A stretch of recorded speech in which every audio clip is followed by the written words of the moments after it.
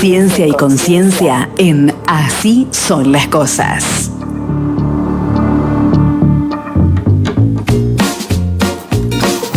De las secciones que mayor placer nos permitió el año 2021 transitar estaba la ligada a actualizar permanentemente los proyectos y estado de investigaciones que se impulsan sobre todo en la Universidad Nacional de Río Cuarto, aunque no es el ámbito exclusivo al que nos reflejamos. Y por suerte, gracias a la voluntad de la propia universidad y de los investigadores, vamos a tener la segunda temporada de Ciencia y Conciencia. La idea es impulsar el conocimiento de los trabajos de investigación que se desarrollan en la Universidad Nacional de Río Cuarto. Hoy le damos la bienvenida a Celia Vasconsuelo, que es doctora en Historia, magíster en partidos políticos y que está trabajando en un proyecto de mapeo de la protesta social en ciudades intermedias y agrouniversitarias de la provincia de Córdoba. Trabaja con los hechos de Río Cuarto y Villa María en un determinado periodo de tiempo y además está trabajando en un proyecto, Actuales y Prácticas Mediadoras de las Protestas Sociales, revisitando 2 ciclos críticos en perspectiva conectada local nacional 1989-2001. Así que gracias a Celia por venir y además por permitirnos conocer cómo es Río Cuarto en lo que respecta a la protesta social. Buenos días, gracias porque además ha venido un día de su descanso a la convocatoria del programa. Un gusto, Celia, que nos visite. ¿Cómo le va? ¿Qué tal? Buen día, Guillermo. No, al contrario, agradecida por la invitación y la posibilidad de conversar con ustedes. ¿Somos protestores los riocuartenses? ¿Salimos a la calle o salimos poco? Bastante, diría, bastante más de lo que uno piensa. Sobre todo en momentos críticos, conflictivos.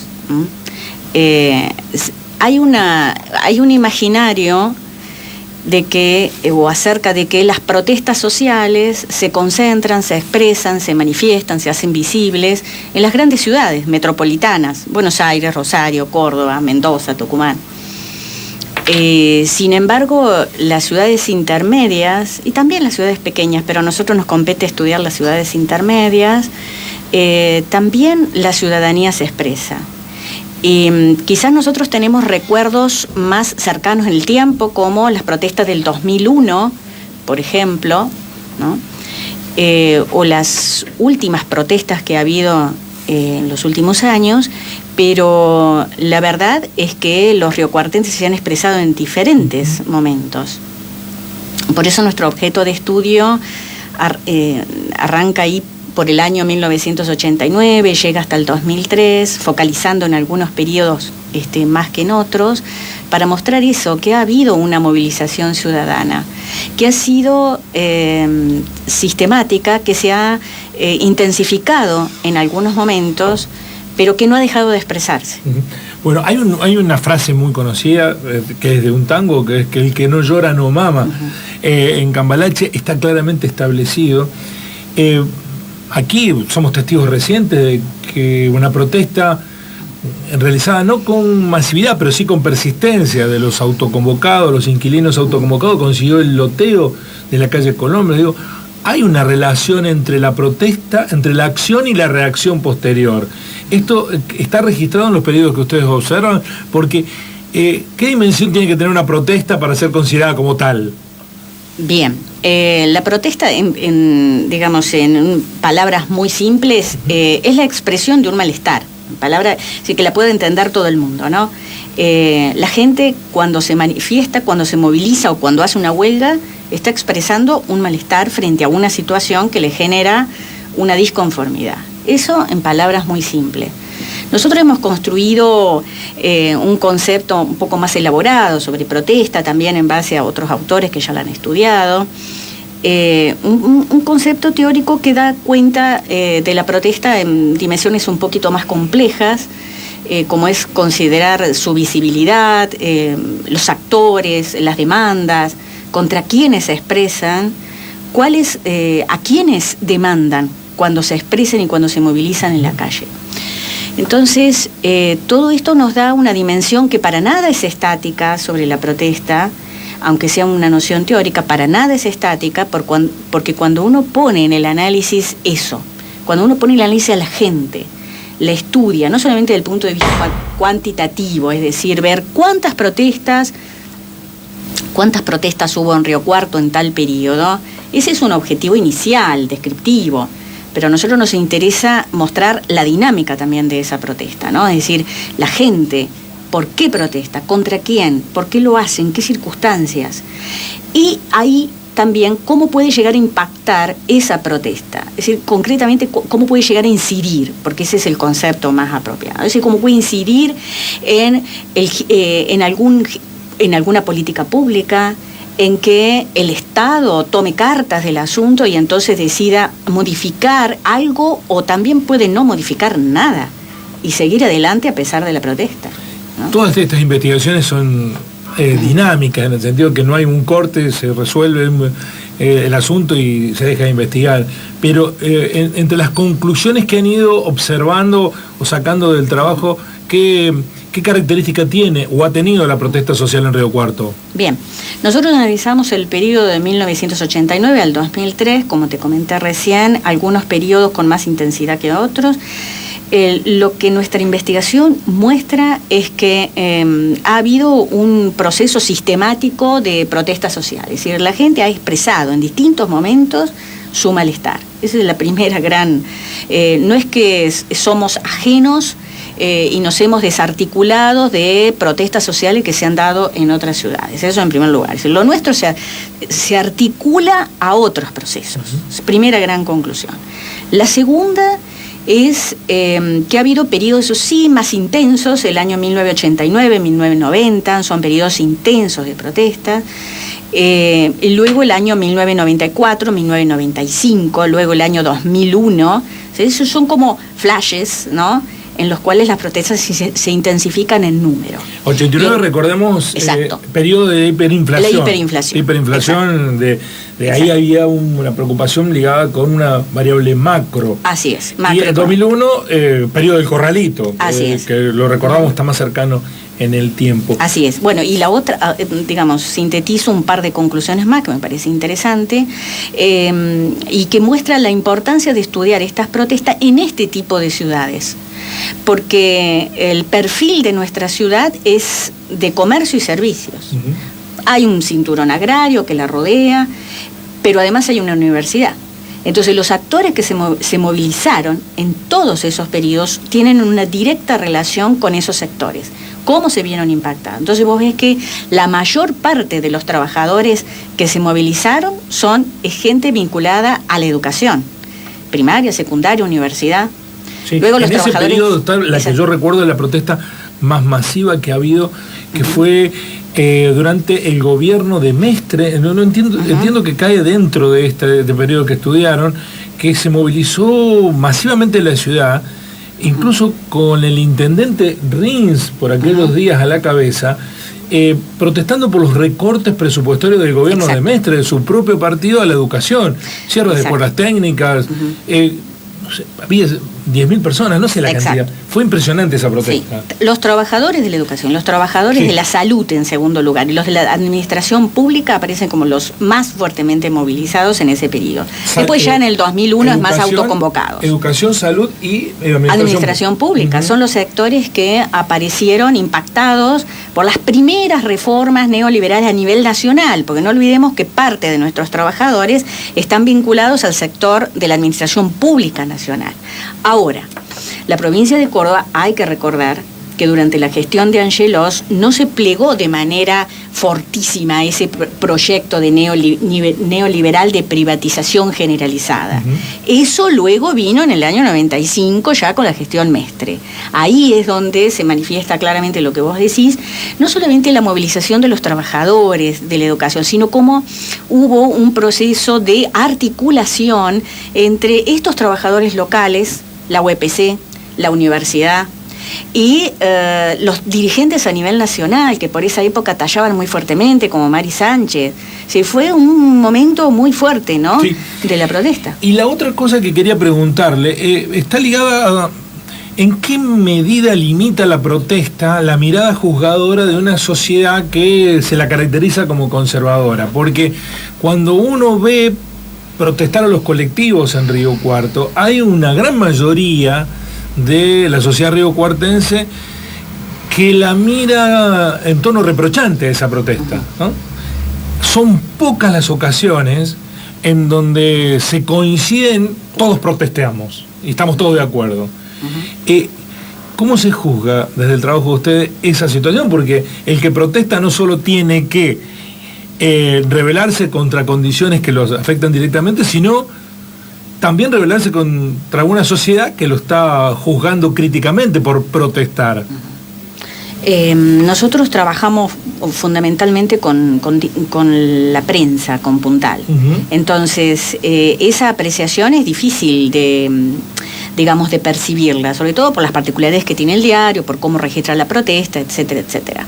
Ahora, como estas protestas tienen, y ese es otro de los resultados, gran parte de la demanda es salarial. Es decir, ¿por qué se va a la protesta durante esos años? Hay una demanda salarial que es la que atraviesa todo el periodo. Ese es un reclamo, después hay reclamos laborales, reclamos por la política económica, eso sobre todo cuando avanza el proyecto neoliberal, reclamos por la Ley Federal de Educación, se va complejizando también la protesta. Entonces, ahí hay que pasar a un análisis de tipo cualitativo y podría hablar por el periodo que yo trabajo, donde uno observa que no es tan así en cuanto a que la sociedad, por lo menos el periodo que yo trabajé, que es del 89 al 91, no hay una reacción de la sociedad tan opuesta a esas protestas. Sí, en algunos momentos en que, por ejemplo, hubo esos episodios en el año 89, 3-4 episodios de saqueo que se dieron,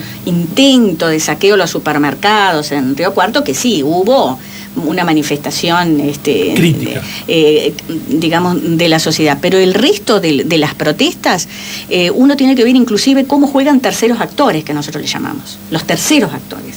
Que lejos a veces de, cuestionar, criticar, intentar oponerse a las protestas, median, intervienen, hacen mediaciones sociales. Por ejemplo, en el 89 eso fue muy claro. Cómo la iglesia local medió, cómo luego también esa gestión mediadora del obispo Stafolani fue muy para los años 94, 95. Cómo medió para resolver el conflicto, claro, para desactivar la protesta. Y ahí fueron diferentes acciones. En el 89 la iglesia intervino, medió para generar todo lo que fue y apoyar una medida que venía también impulsada por el intendente Abella, que era la campaña solidaria, reparto de alimentos y demás, lo que uno diría la asistencia social, ¿no? Acompañada por las vecinales, la Federación Universitaria. Fue una interesante movilización de la sociedad civil. A veces eso aparece, quedado en la historia, ¿no? Recortado en la historia, pero eso también hay que recuperarlo, porque muestra terceros actores, no solo los que van y protestan, sino los otros, los que median, los que acompañan, los que interceden, y ahí para desactivar el conflicto, bueno, la iglesia tiene posturas con respecto, se guía mucho por la pastoral social, y en ese sentido siempre tiene esas acciones de mediación, de intermediación, y sobre todo se da en estas ciudades. Por eso nosotros insistimos en que es importante estudiar nuestra ciudad y ciudades intermedias, donde esos otros actores, como los representantes de, ya mencioné, vecinales, iglesias, CGT, de alguna manera están presentes, ¿no?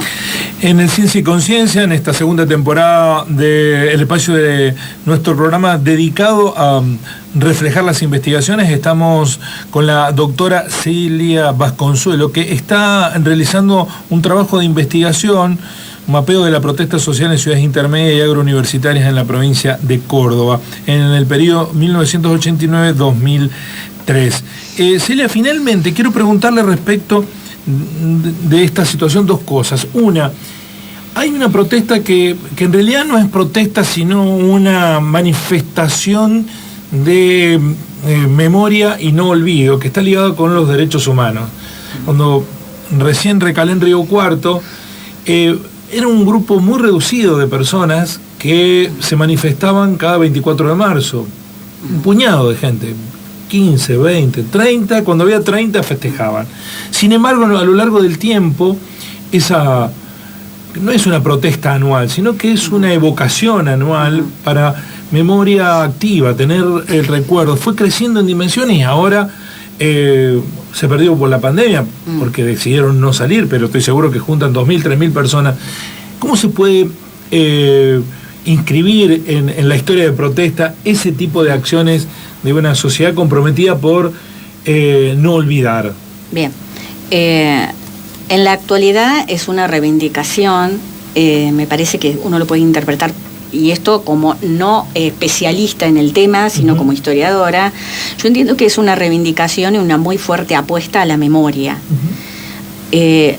A la memoria, y que me parece que es fundamental en una sociedad que profundice el camino de la democracia y decida nunca más retorno a formas, prácticas o discursos autoritarios. Eso me parece que es importantísimo y va en esa dirección. Yo lo interpreto como una reivindicación. Ahora, en su momento sí fue una protesta. Por ejemplo, las Madres de Plaza de Mayo en plena dictadura. Ahí sí, la fuerte reivindicación por los derechos humanos, ya eso tenía características y contornos claros de una protesta. Protesta sostenida. Sí. Y para finalizar, ¿cómo consideraría a la sociedad riocuartense, a la que muchas veces se la juzga como apática, indiferente, sin denominadores común, a la hora de salir a la calle a protestar, somos así? Es difícil dar una respuesta porque caería en una generalización. Entonces, a mí me parece que hay que estudiar, por eso, determinados tipos de protesta y determinados actores, ¿no? Y ver fundamentalmente cómo responde la sociedad a eso. ¿Acompaña? ¿No acompaña? Porque si una sociedad no acompaña protestas en favor de la educación, es cierto que las protestas, si son solo salariales, y si son acompañadas por defensa de la educación o lo que fue en aquel momento de la Ley Federal de Educación, si una sociedad no acompaña ese tipo de protestas a favor de la educación, estamos mal, ¿no?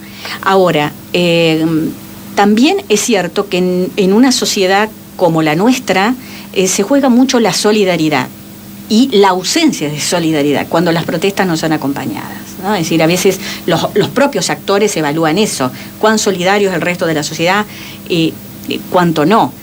Yo creo que también tiene que ver con cuánto una protesta o un malestar toca y lesiona tus propios intereses. Y ahí es donde me parece que las sociedades se ven tensionadas, ¿no? Entre el interés del conjunto, el interés colectivo, porque de eso se trata una protesta, es la manifestación de un colectivo, y mi propio lugar, mi propia visión, mis propios intereses. Esa tensión me parece que atraviesa todas las sociedades, todas, no solamente la nuestra. O sea, ¿cuánto se aleja? ¿Cuánto se acorta esa tensión entre lo individual, lo solidario y lo colectivo? Es lo que permite, de alguna manera, quizás desde el punto de vista cualitativo, evaluar cuánto te acompaña una sociedad o no en un momento determinado. Sí, y además, para finalizar, muchos desacreditan a las protestas o les molesta, pero para mí está en la savia de la democracia, ¿no? La democracia se ejerce también en las tensiones sociales que reclaman cambios, porque si no sería votar y nada más. La protesta está en la esencia de la democracia y no hay que renegar de ellas. En la esencia de la democracia y también en algunas sociedades que no son democráticas. Fíjate vos hoy en día las protestas significativas que ha habido en Moscú, ¿no? Contra el problema de la guerra, o las otras protestas, que se produjo antes de ayer en Berlín, masiva protesta, ¿no? Entonces, yo creo que forma parte también de las dinámicas de la sociedad, no solamente contemporáneas. También lo ha habido en otros momentos, siglo XVII, siglo XVIII, también ha habido protestas. De hecho, somos testigos de una ola que instaló la igualdad de género y de las protestas contra los femicidios. Mañana va a haber una pidiendo, reclamando esclarecer uno de los tantos femicidios que ha habido a lo largo del año en la Argentina, que ocurrió en la ciudad de Río Cuarto. Digo, las mujeres también han salido a la calle a a reclamar por esta situación, y bienvenido que así sea. Creo que han marcado un camino de instalar en la discusión pública un tema que el machismo lo buscaba ocultar, digamos. Son nuevas protestas porque también hay nuevas demandas. Y es bueno esto de instalar nuevas demandas, por lo menos hacerlas visibles, ¿no? Si en la medida en que se hace, porque la protesta lo que hace es hacer visible algo, lo pone en conocimiento del resto. ¿Cómo actúa el resto frente a eso? Ahora, ¿cómo es la dinámica de esa protesta? Si se sostiene o no en el tiempo la protesta por una demanda, eso también hace al éxito de la protesta. Sí, y además porque las protestas molestan mucho a los gobernantes, ¿no? Y si molestan, exacto, están bien. ¿No? Cuando los gobernantes empiezan a preocuparse, ojo que va a haber una protesta, sea individual de un racimo de gentes o un colectivo grande, los inquieta, los saca de la zona de confort. Sí, y hay ciudadanías más inquietas que otras. Por ejemplo, las ciudadanías europeas son muy inquietas. Cuando te hacen una protesta de paro de tren en Francia, hacen paro de tren. Un día, 2 días, lo que sea necesario. Nuestra ciudadanía no es que sea, digamos, menos expresiva. Lo que pasa es que nosotros tenemos como país una historia donde se aplanó por momentos la expresión ciudadana. Sí, sí. ¿No? Es decir, la dictadura. las dictaduras aplanaron. Y aún así que la aplanaron, no la hicieron desaparecer. Entonces eso también hay que apuntar, ¿no? Bueno, el principio de la caída, además de la guerra, de la dictadura, fue una protesta de la CGT en el año 82, que salieron a la calle, no se podía protestar, y la CGT salió a la calle a protestar. Exacto. Bueno, ahora no está saliendo mucho la CGT a protestar, pero creo que hubo acciones, puntos de inflexión en la historia de la Argentina donde las protestas fueron protagonistas, y también en la historia de nuestra ciudad. Sí, y lo que uno tiene que ver es no solamente los actores que protestan, sino los otros que no protestan. ¿Por qué no protestan? Y si no protestan de manera intensiva, ¿por qué no lo hacen? Las ausencias de actores en la protesta también es un tema que permite problematizar otras cuestiones, ¿no? Lo dejamos para un segundo capítulo, porque a mí me quedan un millón de preguntas respecto de las protestas. Por ejemplo, las propuestas que son socialmente aceptables y las que son socialmente repudiables. Lo pongo en un ejemplo. Si se movilizan 200 4x4 en la ciudad de Río Cuarto, bienvenido sea, pero si un puñado de vecinos del barrio Oncativo corta el puente Malvinas, es mirado con decir, bueno, ¿por qué la policía no lo saca? No, hay también un sesgo de tolerancia o un ranking de protesta buena y protesta mala. Y porque la sociedad está atravesada por el conflicto, así como también está atravesada por el diálogo, por la convivencia, también está atravesada por el conflicto. Entonces, ahí se pone en juego eso que comentaba recién, esa tensión, ¿no? Entre lo que a mí me conviene, los intereses que yo defiendo, a quienes yo represento, con quienes me identifico. Ese es otro tema importante. Es decir, con quienes me identifico. La identificación. Y con qué causas y demandas me identifico. Y los otros. Entonces, estas tensiones entre con lo que yo me identifico, los otros, ¿no? Y con lo que el colectivo se identifica, y también si el colectivo está fragmentado o no en torno a la identificación que sostiene y el resto de la sociedad. Es decir, eso es muy interesante verlo. Por eso digo, el estudio de la protesta para nada es algo estático, para nada se trata de cuantificar, sino que entraña toda una lógica y una dinámica que es muy interesante. Celia, gracias por visitarnos, ha sido un gusto escucharla y saber del trabajo de investigación que están desarrollando. Muy amable. Muchas gracias a vos, Guillermo, y sobre todo celebro el título de este programa, porque conciencia me parece que no es sola, no tenemos que forjar solo conciencia por, digamos, hacer investigación desde la universidad pública, y la universidad pública comprometida con investigaciones que tengan que ver con algún problema social, sino también la conciencia por difundir eso que hacemos. Celia Vasconsuelo, la doctora en Historia, magíster en partidos políticos, investigadora de nuestra universidad, trabaja en un desarrollo de investigación ligado con el mapeo de la protesta social en ciudades intermedias y agrouniversitarias de la provincia de Córdoba, y además actualizado con otra investigación, actores y prácticas mediadoras de la protesta social, hablando sobre si los riocuartenses somos o no protestones. Así son las cosas. Gracias, Celia. Gracias, Guillermo, a vos.